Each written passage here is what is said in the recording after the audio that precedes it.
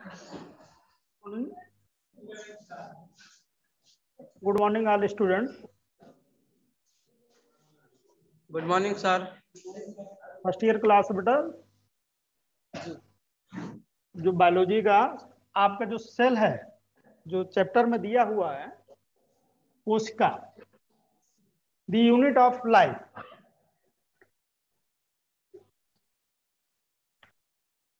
Unit of life. अब यहाँ पे अभी मतलब 9th में भी पढ़ के आए हैं, क्लास बिलो में भी थोड़ा सा वर्णन किया गया है। तो अब ये फर्स्ट ईयर में जो आपके चैप्टर में लगा हुआ है, कोशिका लगी हुई है, यानी कि दी यूनिट, यूनिट माने इकाई, लाइफ माने जीवन, जीवन की इकाई। अब ये कोशा की बात कैसे स्टार्ट हुई, किस तरह इसको डिस्कवरी हुई, तो एक वैज्ञानिक थे रॉबर्ट हुक।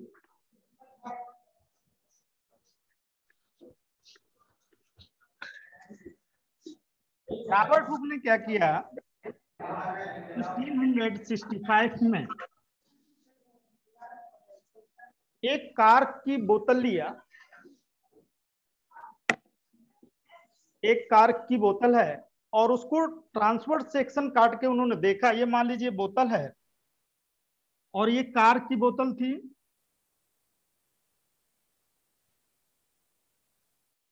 और इस बोतल को उन्होंने ट्रांसपोर्ट सेक्शन काट के देखा, और वो ट्रांसपोर्ट सेक्शन में जो कई मतलब सेक्शन काट के देखे तो पतली पतली जो स्लाइस होती हैं, जो हैं इस तरह गोल से संरचनाएं निकली। तो उसे उन्होंने क्या कहा, उसे इन्होंने इस तरह स्ट्रक्चर्स उन्होंने सिंपल माइक्रोस्कोप के द्वारा देखे।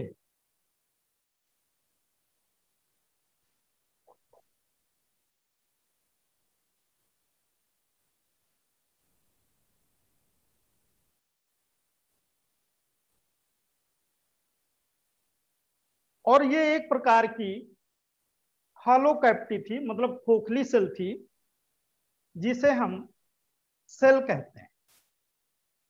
और ये सेल उन्होंने, ये कार की बोतल है,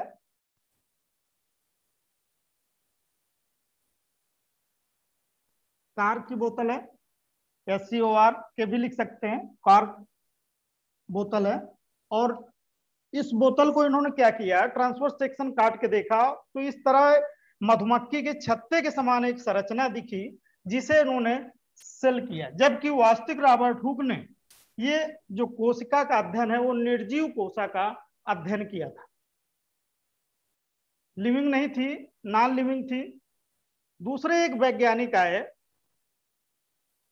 एंटोनी वान लीवेनहार्ट।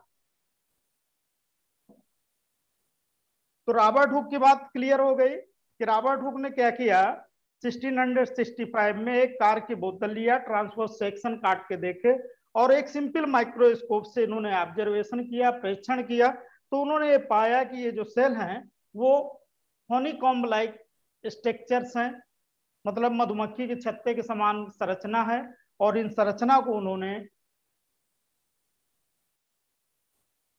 उन संरचना को इन्होंने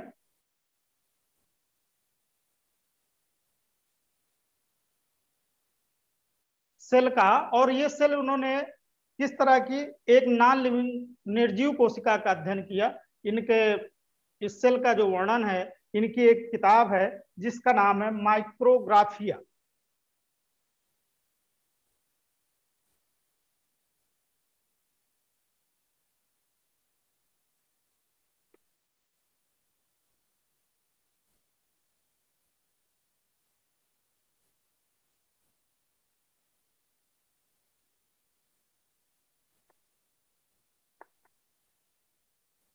ये इनकी किताब का नाम है माइक्रोग्राफिया। तो रॉबर्ट हुक ने जो सेल का वर्णन इस अपनी बुक में पब्लिश किया है, सेल माइक्रोग्राफिया का। दूसरे एक वैज्ञानिक आए 1667,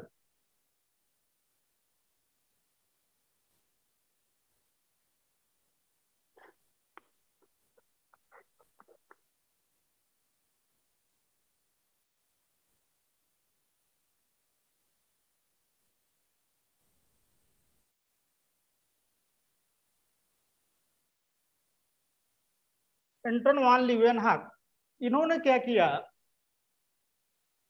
एक लिविंग सेल का, रॉबर्ट हुक ने क्या किया था, नॉन लिविंग सेल का अध्ययन किया था, और इन्होंने क्या किया, वो लिविंग सेल का अध्ययन किया।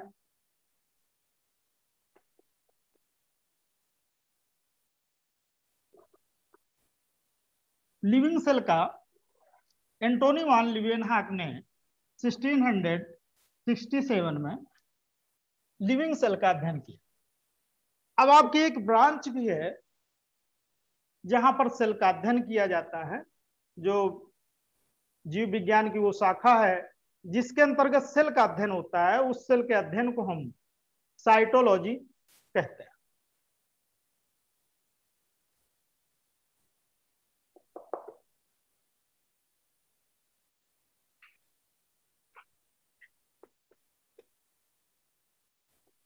साइटोलॉजी सेल का अध्ययन है, the study of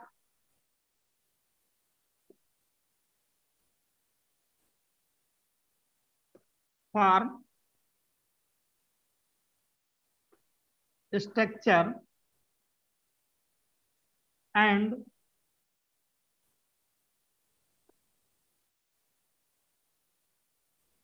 function of cell.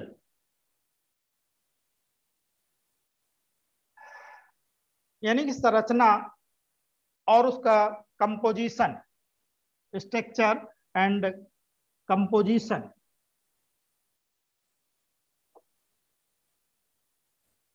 Composition और फंक्शन ऑफ सेल, इसका अध्ययन साइटोलॉजी के अंतर्गत करते हैं।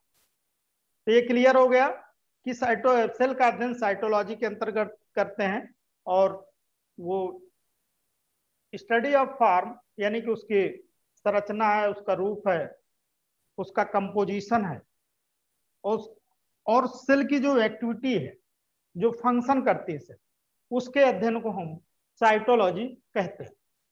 दूसरी एक बात और आती है,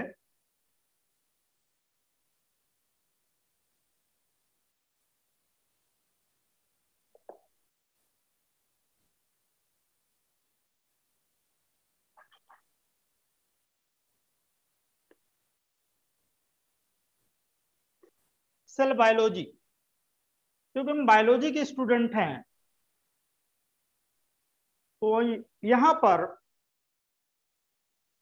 जो सेल है, सेल का फॉर्म है, स्ट्रक्चर है, कंपोजिशन है, उसका बिहेव, उसका डेवलपमेंट है, उसके जेनेटिक्स है, उसका जो बिहेवियरल एस्पेक्ट है, उसका जो अध्ययन है, जो फंक्शन ऑफ द सेल करती है, उसे हम सेल बायोलॉजी कहते हैं।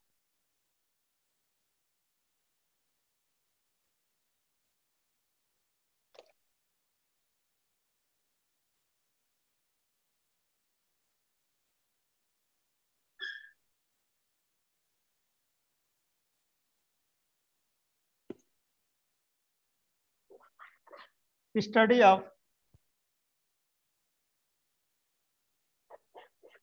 Cell form, biochemical aspects, biochemical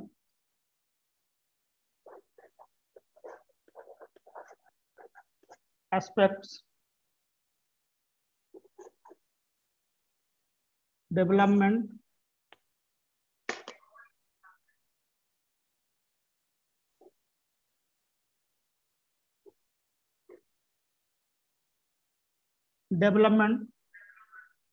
genetics,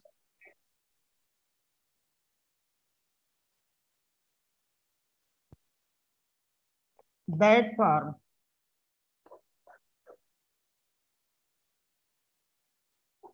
basis of life।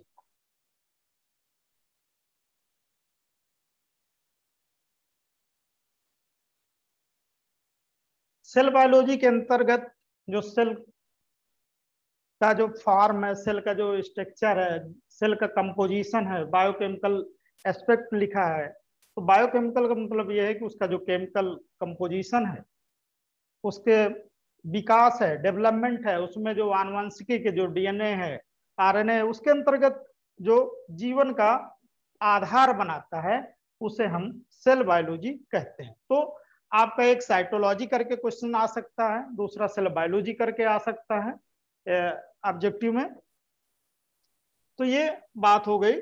अब एक और है कि सेल में एक बात आती है कि यूनिसेलुलर एक मल्टी सेलुलर ऑर्गेनिज्म की बात आती है।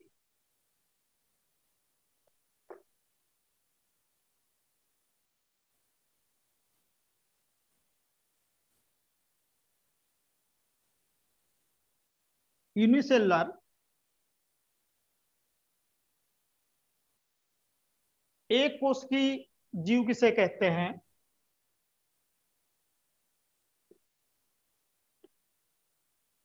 ये आप बेसिक क्लास में पढ़ के आए हैं।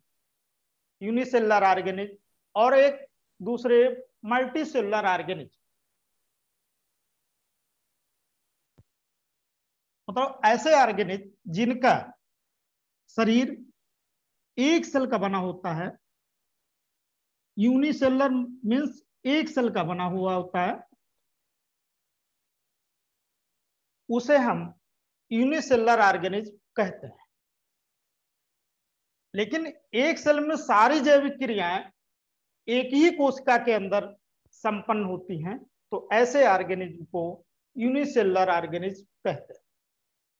तो ये क्लियर हुआ कि यूनिसेलुलर ऑर्गेनिज्म उसे कहते हैं जिसके एक सेल का बना होता है और उसमें सभी जैविक क्रियाएं, जो जैविक क्रियाएं हैं। सर एग्जाम्पल में? हाँ बेटा, डायटम्स है, एग्जाम्पल? डायटम्स है, ईस्ट है, क्लोरेला है। तो यहाँ पे जो जैविक क्रियाएं हैं, विटाल एक्टिविटीज,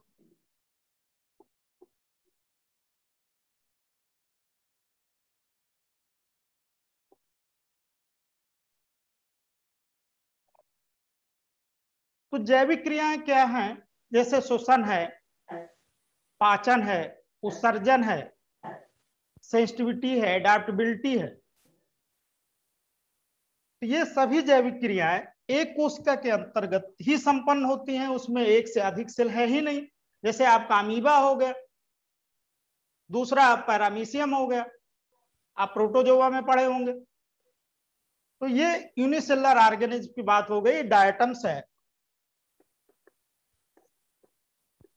आपने एल्गी पढ़ा होगा, उसमें बेसिलेरियोफाइसी, जब kingdom system, plant kingdom system पढ़ा होगा तो वहां पे डायटम की बात आई होगी। बेसिलेरियोफाइसी एल्गी में पढ़ा होगा, वहां पे आपको डायटम से मिला होगा। तो यूनिसेलुलर जो ऑर्गेनिज्म है उसमें एक कोशिका का बना हुआ है, उसमें सभी जैविक क्रियाएं एक कोशिका के अंतर्गत संपन्न होती हैं, उसे हम यूनिसेलुलर ऑर्गेनिज्म कहते हैं। अब दूसरा एक टर्म आया आपका multi cellular organism.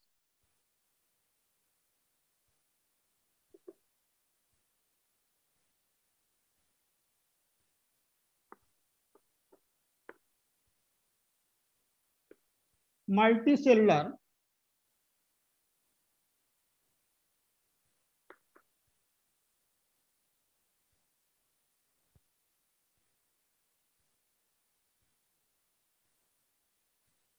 Multicellular organism एक से अधिक कोशिकाओं का बना होता है। जब एक से अधिक कोशिकाओं का बना होता है तो उस कंडीशन में जो सभी जैविक क्रियाएं हैं वो अलग अलग सेल में संपन्न होंगी। जैसे मान लीजिए नाक है, नोज है, उसमें स्मेल है, वहां पे जो सेल है वो स्मेल का कार्य कर रही है, जो जीभ है वो आपको टेस्ट का कार्य कर रही है। तो हर जगह उसकी जो सेल्स है वो विभिन्न, मतलब many types of the cells पाई जा रही, मोर देन वन सेल्स,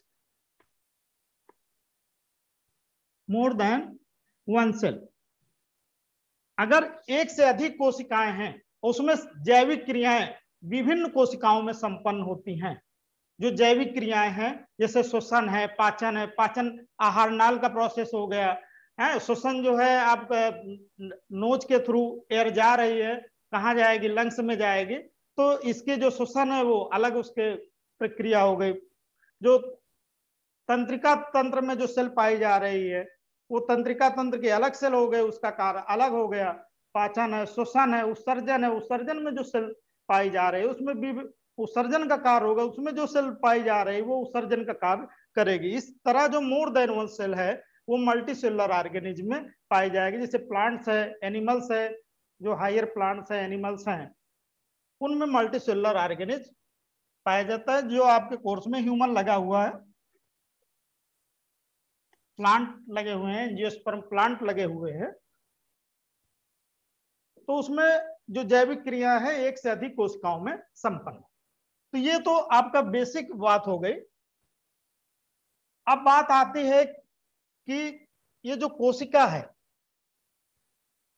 तो आपका चैप्टर है द यूनिट ऑफ लाइफ, जीवन की इकाई, जीवन की इकाई। तो सभी जीवधारियों का जो शरीर है वो कोशिकाओं का बना होता है, चाहे वो प्लांट्स हो या एनिमल किंगडम हो या प्लांट किंगडम हो या फिर एनिमल किंगडम हो, कोई भी एनिमल्स है तो उसका जो शरीर है वो कोशिका का बना होता है। तो इसीलिए इसमें परिभाषा हो गई स्ट्रक्चरल, संरचनात्मक और क्रियात्मक, स्ट्रक्चरल एंड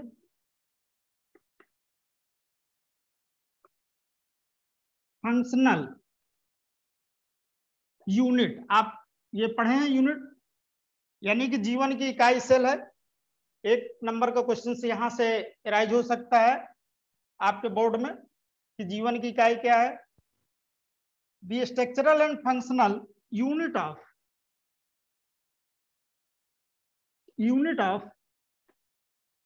लिविंग ऑर्गेनिज्म।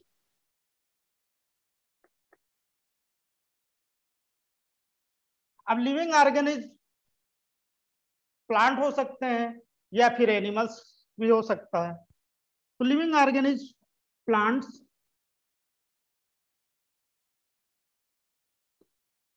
और दूसरा एनिमल्स। तो सभी जीवधारियों के संरचनात्मक, स्ट्रक्चरल मीन्स होता है संरचनात्मक और फंक्शनल मीन्स होता है क्रियात्मक। संरचनात्मक और क्रियात्मक इकाई है।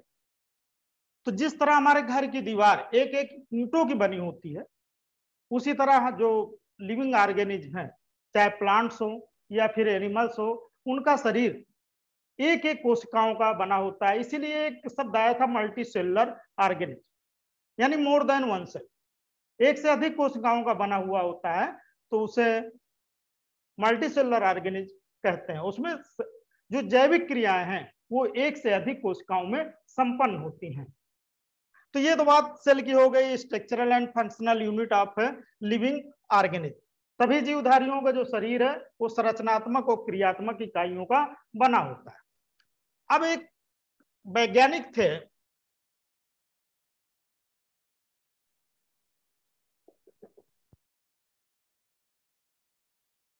स्लाइडन और स्वान।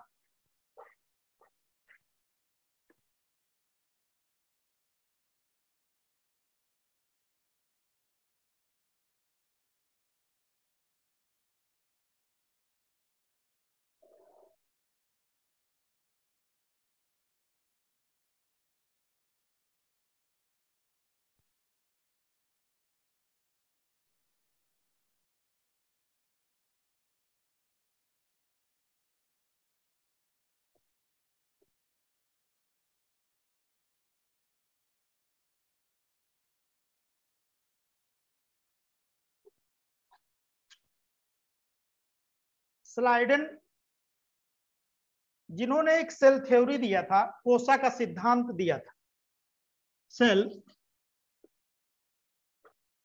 थ्योरी मीन्स सिद्धांत। कोसा के जो सिद्धांत है, दो वैज्ञानिक थे, एक स्लाइडन थे, ये बॉटनिस्ट थे, जर्मन के थे, और ये स्वान जूलॉजिस्ट थे। इन दोनों ने मिलकर के कोसा का सिद्धांत दिया था, और वो कोशिका में ये बात बताई थी कि सभी जीवधारियों का, कि सभी जीवधारी किसके बने होते हैं, कोशिकाओं के बने होते हैं, और जो भी कोशिका विभाजन करती है और जो नई कोशिका बनती है वो प्रोडक्ट ऑफ द सेल होता है।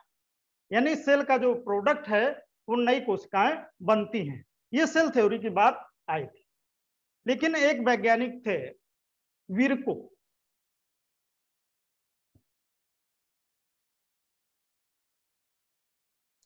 तो सेल थ्योरी स्लाइडन और ये बॉटनिस्ट हैं, स्लाइडन जो बॉटनी का अध्ययन करेगा, जो प्लांट का अध्ययन करेगा वो बॉटनिस्ट कहलाएगा, जो एनिमल का अध्ययन करेगा उसे हम जूलॉजिस्ट। इन्होंने ये जूलॉजिस्ट हैं, एनिमल का अध्ययन किया है, एनिमल साइंटिस्ट हैं, ये प्लांट के साइंटिस्ट हैं, इसलिए ये स्लाइडन, दोनों ने मिलकर के सेल थ्योरी दिया।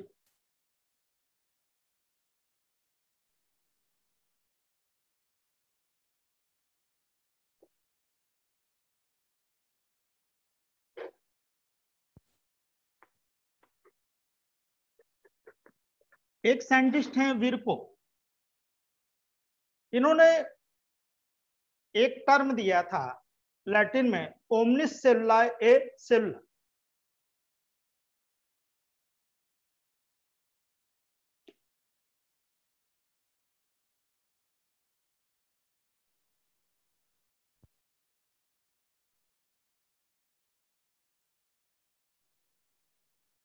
ओमनिस सेलुला ए सेलुला, इसका अर्थ यह हुआ कि जब कोई नई कोशिका उत्पन्न होती है वो अपनी पूर्ववत कोशिका से उत्पन्न होती है। ओमनिस सेलुला ए सेलुला का अर्थ यह हुआ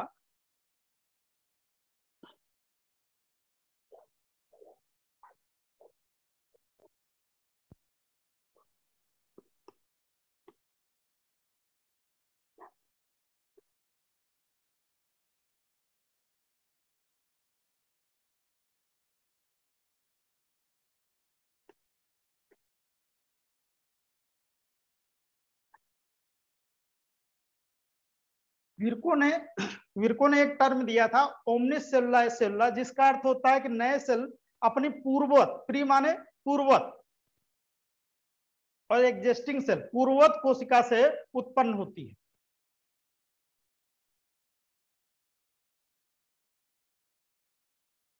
तो विरको का यह टर्म था ओमनिस सेलुला ए सेलुला, new cells arises from pre existing sales.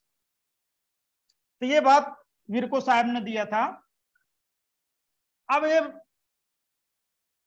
Cell theory, आप सेल थ्योरी की ये बात हुई कि कोई भी जीवधारी है वो सेल का बना होता है। सेल्स जो है विभाजन होकर के एक जो नई सेल बनती है वो प्रोडक्ट ऑफ दी सेल कहलाती है। और जो ओमनिस सेलुला सेलुला विरको ने दिया था वो भी बात उस पे है कि जो नई सेल है वो पूर्ववत कोशिका से उत्पन्न होती है। ये इनके दो सिद्धांत थे।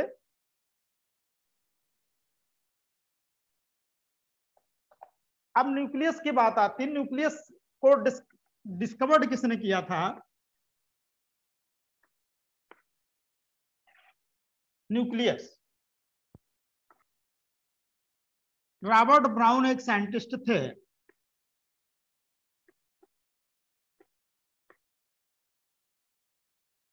रॉबर्ट ब्राउन, ये न्यूक्लियस की खोज की थी। और ब्राउनियन एक मूवमेंट होता है जो साइटोप्लाज्म में जो गति होगी, जो साइटोप्लाज्म में मूवमेंट होगा, वो ब्राउनियन मूवमेंट भी रॉबर्ट ब्राउन ने डिस्कवर्ड किया था। अब न्यूक्लियस के अंदर आपने पढ़ा भी होगा एक क्रोमोसोम की बात आई, गुणसूत्र जिसको हिंदी में बोलते हैं, क्रोमोसोम डिस्कवर्ड बाय वाल्डेयर।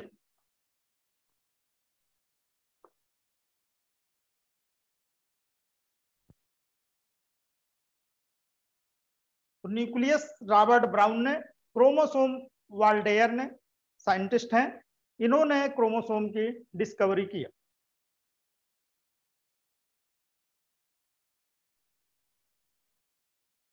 अब थोड़ा सा उसके एक बेसिक कॉन्सेप्ट जिसमें हम आगे चल के हम प्रोकैरियोटिक और यूकैरियोटिक सेल बताने जा रहे हैं, तो उस कंडीशन में थोड़ा सा न्यूक्लियस के बारे में जानकारी दे देते हैं, फिर हम प्रोकैरियोटिक और यूकैरियोटिक सेल आपको डिस्क्राइब कर देते हैं, प्लांट सेल और एनिमल सेल के बारे में भी बता।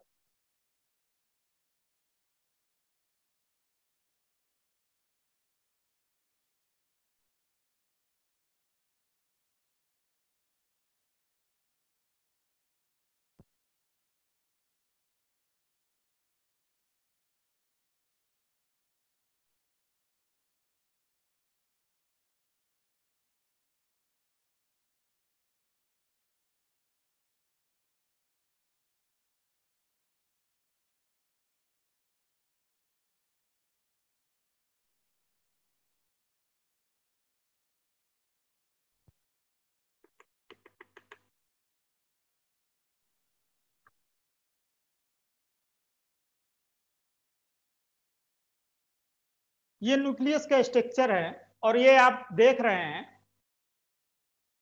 यहाँ पे डबल मेम्ब्रेन स्ट्रक्चर्स है जिसको हम न्यूक्लियर इन्वेलप या न्यूक्लियर मेम्ब्रेन कहते हैं। न्यूक्लियर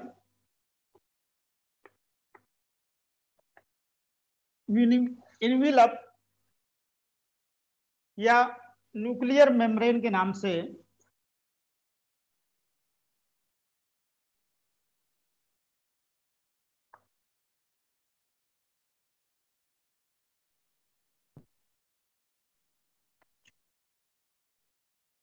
ये डबल मेम्ब्रेन की संरचना है और ये डबल मेम्ब्रेन के अंदर एक छोटा सा केंद्रक पाया जा रहा है जिसको हम न्यूक्लियोलस या केंद्रिका कहते हैं। न्यूक्लियर इन्वेलप के अंदर एक द्रव भरा हुआ है, जैसे सेल के अंदर जो द्रव भरा होता है उसे हम साइटोप्लाज्म कह रहे हैं, और ये न्यूक्लियस के अंदर एक द्रव भरा हुआ है जिसे हम न्यूक्लियोप्लाज्म कहते हैं। न्यूक्लियोप्लाज्म कहते हैं। अब यहाँ पे आप ये देख रहे हैं इस तरह की जो संरचना दिखाया है ये क्रोमोसोम थ्रेड्स है। क्रोमोसोम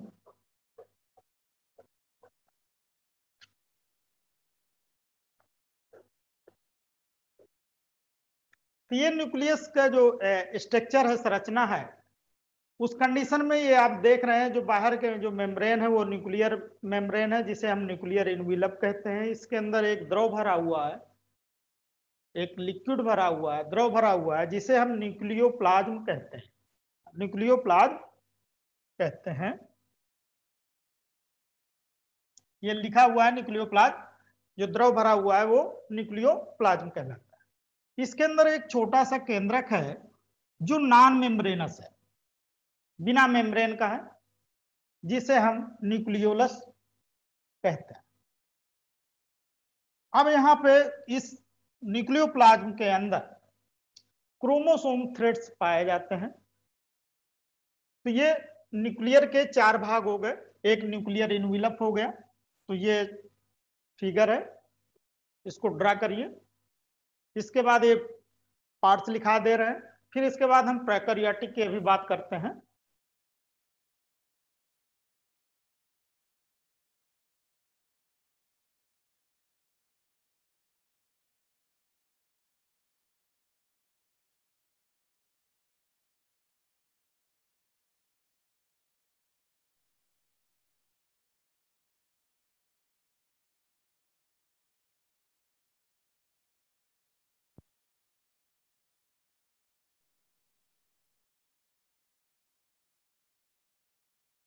ड्रा हो गया बेटा?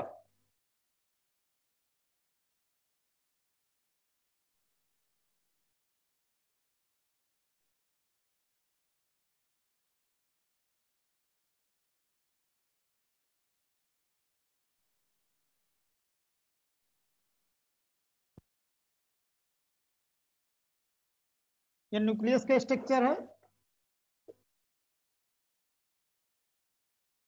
न्यूक्लियस की संरचना है।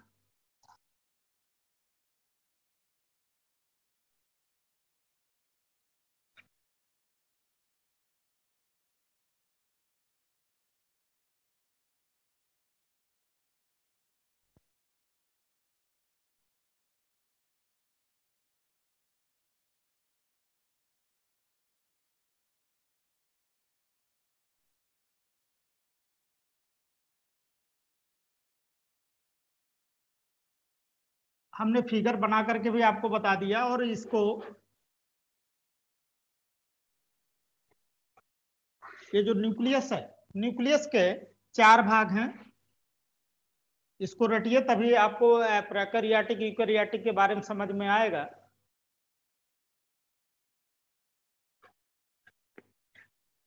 न्यूक्लियर इन्वेलप या फिर न्यूक्लियर मेम्ब्रेन केंद्रक कला जिसको बोलते हैं।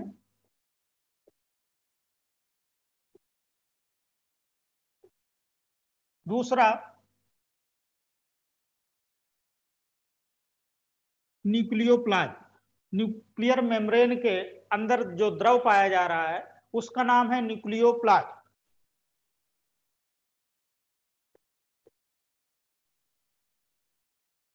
न्यूक्लियोप्लाज्म।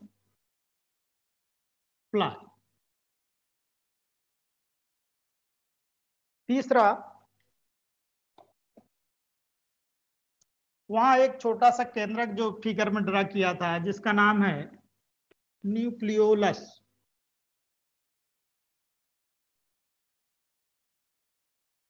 जो चौथा है, फोर्थ, क्रोमोसोम थ्रेड्स। क्रोमोसोम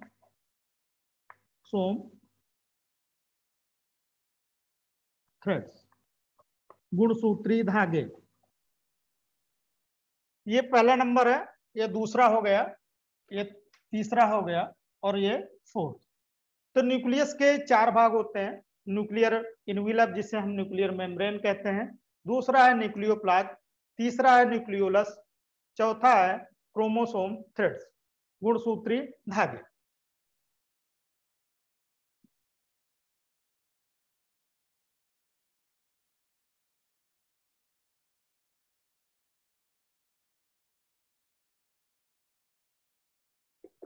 एक हम चार्ट बना दे रहे हैं कि आपको चार्ट से बहुत आसानी होगा, समझने में भी आसानी होगा।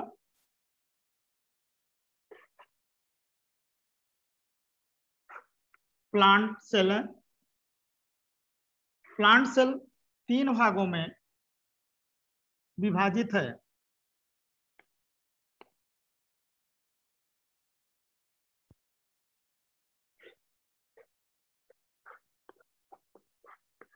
प्रोटोप्लाज्म, दूसरा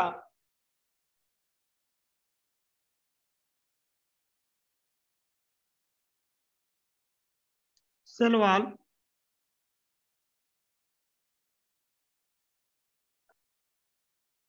वैक्यूल, सेल वॉल।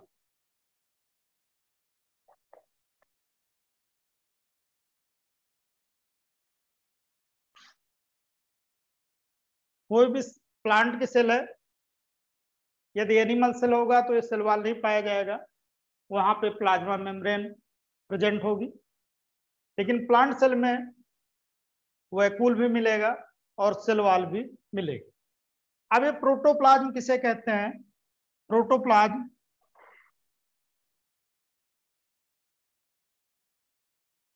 साइटोप्लाज्म और न्यूक्लियस को मिला करके प्रोटोप्लाज्म कहते हैं। साइटोप्लाज्म और न्यूक्लियस। तो प्लांट सेल के 3 भाग हैं, एक प्रोटोप्लाज्म है, दूसरा वैक्यूल है, तीसरा सेल वॉल है। अब वैक्यूल में जो एक मेम्ब्रेन पाई जाती है, उस मेम्ब्रेन का नाम है, उस एकक कला का नाम है टोनोप्लास्ट।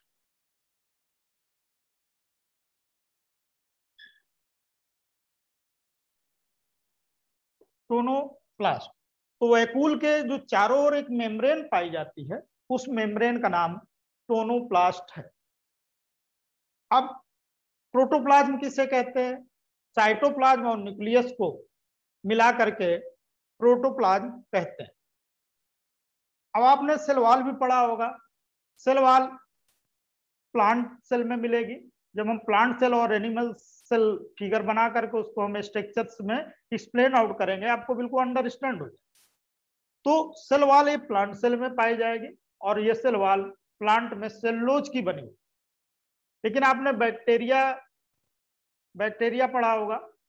उस बैक्टीरिया में जो सेल वॉल है वो पेप्टिडोग्लाइकन, म्यूरिन या एन एसिटिल ग्लूकोज अमीन की बनी होती है।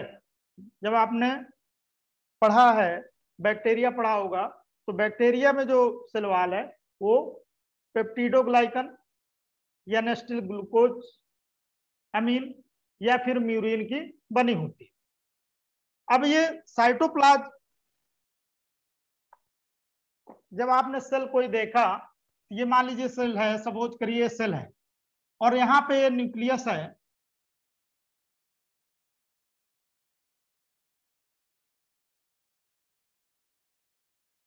ये न्यूक्लियस है, और इस न्यूक्लियस से ये सेल है, मान लीजिए ये एनिमल सेल है, और जिसे हम प्लाज्मा मेम्ब्रेन बोलते हैं। अभी हम प्लाज्मा एक एक टॉपिक उसका पढ़ाएंगे, प्लाज्मा लेमा या प्लाज्मा मेम्ब्रेन, इसको प्लाज्मा मेम्ब्रेन या प्लाज्मा लेमा भी कहते हैं। अब ये प्लाज्मा लेमा है, और ये यहाँ प्लाज्मा लेमा के नीचे क्या बना हुआ है, एक द्रव भरा हुआ है जिसका नाम है साइटोप्लाज्म, साइटोप्लाज्म। अब ये क्या है, ये जो आपका अभी हमने पढ़ाया था, न्यूक्लियस के 4 भाग पढ़ाए थे।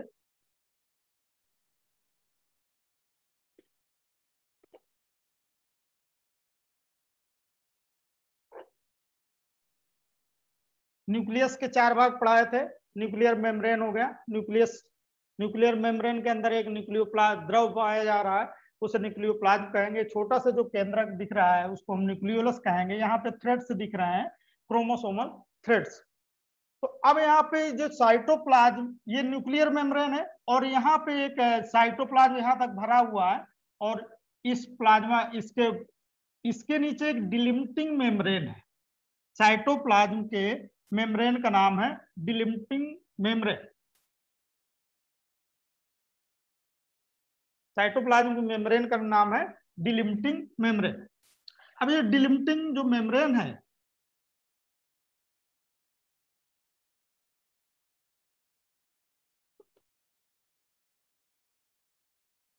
ये पाए जा रहे हैं। अब यहाँ पे इस मेम्ब्रेन में और इस मेम्ब्रेन के बीच जो पाया जा रहा है, ये स्पेस पाया जा रहा है, इसमें जो द्रव भरा हुआ है, उस द्रव में जो सक्रिय कोशिकांग है, जैसे आपका एंडोप्लाज्मिक रेटिकुलम है, माइटोकॉन्ड्रिया है, प्लास्टिड्स है,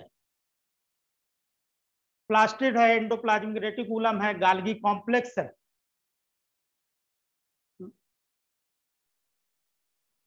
सेंट्रोसोम है, न्यूक्लियस है, ये सब देख रहे हैं। यहाँ पे आपके ये जो खाली स्थान है, यहाँ पे न्यूक्लियस से निकलता हुआ एंडोप्लाज्मिक रेटिकुलम ऐसे दिखेगा, जो 3 डायमेंशनल स्ट्रक्चर में होगा, 3D फॉर्म में होगा। फिर यहाँ पे आपका गोल्गी कॉम्प्लेक्स मिलेगा, गाल्गी बॉडी जिसे कहते हैं, राइबोसोम्स मिलेंगे। यहाँ पे एंडोप्लाज्मिक रेटिकुलम में राइबोसोम्स चिपके हुए होंगे, जिसे हम रफ एंडोप्लाज्मिक रेटिकुलम कहेंगे। जिस एंडोप्लाज्मिक रेटिकुलम में जब चिपके हुए नहीं होंगे तो उसे हम स्मूथ एंडोप्लाज्मिक रेटिकुलम कहेंगे। जो राइबोसोम्स का कार्य क्या है, प्रोटीन का संश्लेषण करना। जो यहाँ पे आपका स्मूथ एंडोप्लाज्मिक रेटिकुलम है, ये क्या करेगा, लिपिड लिपिड मेटाबॉलिज्म में भागीदारी लेगा। अब आपका यहाँ पे स्पेरोसोम्स प्लांट है, यहाँ पे स्पेरोसोम्स पाए जाएंगे, और प्लांट है तो यहाँ पे प्लास्टिड भी पाया जाएगा, जिसमें क्लोरोप्लास्ट मिलेगा, प्लास्टिड्स है। तो यहाँ पे प्लास्टिड्स हो गए, स्पेरोसोम्स हो गए। फंजाई होगा तो वहां पे लोमासोम्स मिलेगा, वो भी प्लांट है। तो ये साइटोप्लाज्म और न्यूक्लियस। साइटोप्लाज्म में फिर हम आपको फिर बताएंगे, सेल ऑर्गेनेल्स कुछ लिखा देते हैं, और उनको आप लर्न कर लीजिए ताकि आपको प्रॉब्लम नहीं होगी लिखने में भी। तो जो मेटाबॉलिकली एक्टिव सेल ऑर्गेनेल्स हैं, जो सक्रिय रूप से सेल ऑर्गेनेल्स कहाँ पाए जाते हैं, साइटोप्लाज्म में पाए जाएंगे। उनके नाम लिख लीजिए, मेटाबॉलिकली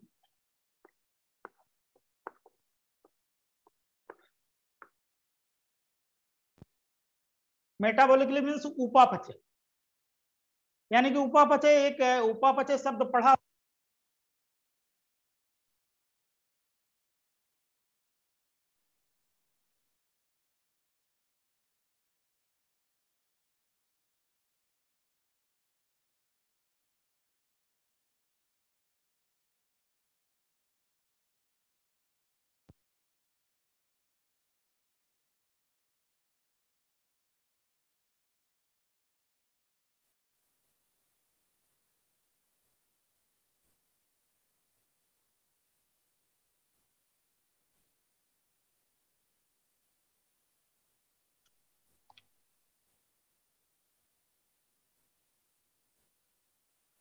एक मेटाबॉलिज्म का शब्द बेटा पढ़ा होगा आपने, पहला जो फर्स्ट लेसन था, उपापचय।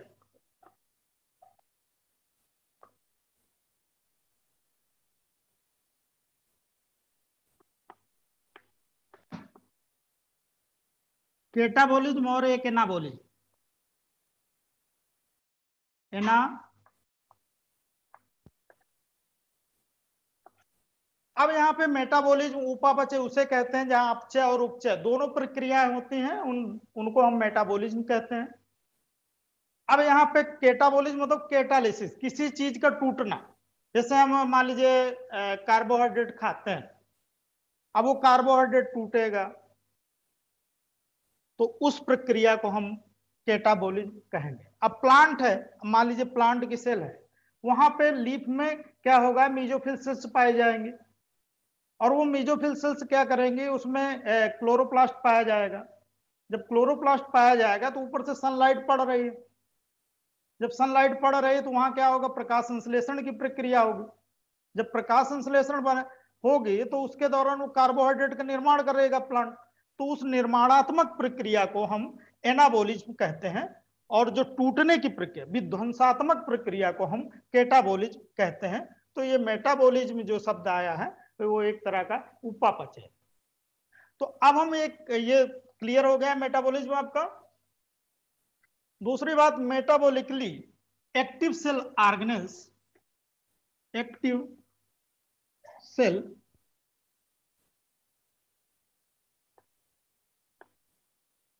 ऑर्गेनेल्स जो सक्रिय कोशिकांग, उपापचय का जो सक्रिय कोशिकांग है वो नाम लिखा दे रहे हैं, इनको आप लर्न करिए। और ये पूरे मतलब जो हेडिंग है मेटाबॉलिकली एक्टिव सेल ऑर्गेनेल्स, जहां जहां होगा वो हम कैसे मतलब आपको ऐड करना होगा, हर उसमें ऐड कर दीजिएगा। तो ये प्लास्टिड है।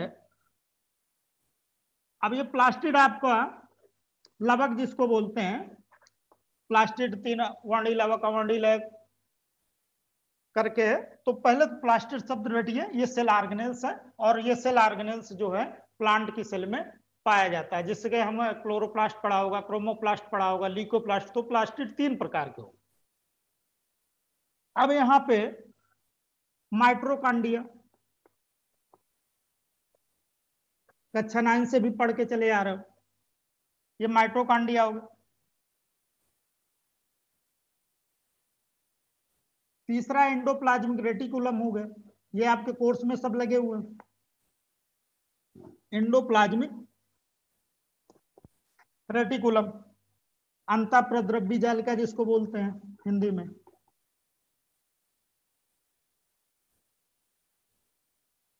चौथा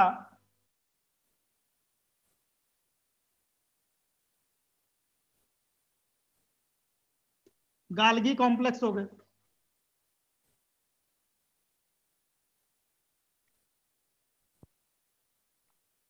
गाल्गी कॉम्प्लेक्स। पांचवा सेंट्रोसोम, ये प्लांट सेल में नहीं पाया जाएगा, इसमें पाया जाएगा एनिमल सेल में, सेंट्रोसोम।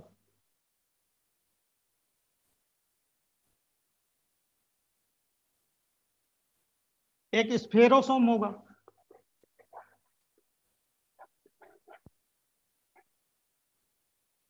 अगला पॉइंट एक लाइसोसोम होगा जो एनिमल सेल में पाया जाएगा।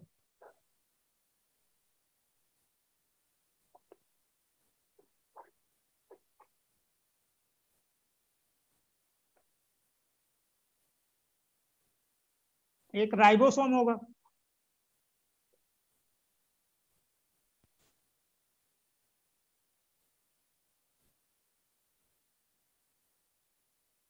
एक लोमासोम होगा। ये सब आपके कोर्स में लगे हुए हैं। एक माइक्रोबाडीज होगा, ये भी आपके कोर्स में लगा हुआ। तो हमने प्लास्टिड लिखा है, माइटोकांड्रिया लिखा है, एंडोप्लाज्मिक रेटिकुलम लिखा है, गोल्गी कॉम्प्लेक्स लिखा है, सेंट्रोसोम लिखा है, स्फेरोसोम्स लिखा है, लाइसोसोम है, राइबोसोम है, लोमासोम है, ये माइक्रो बॉडीज। अब आप मान लीजिए किसी भी सेल ऑर्गेनेल्स का वर्णन करना है तो पहली लाइन हम क्या लिखेंगे कि metabolically active cell organelles are present in between delimiting membrane and nuclear membrane. मतलब साइटोप्लाज्म की जो लेयर है लास्ट की वो क्या है,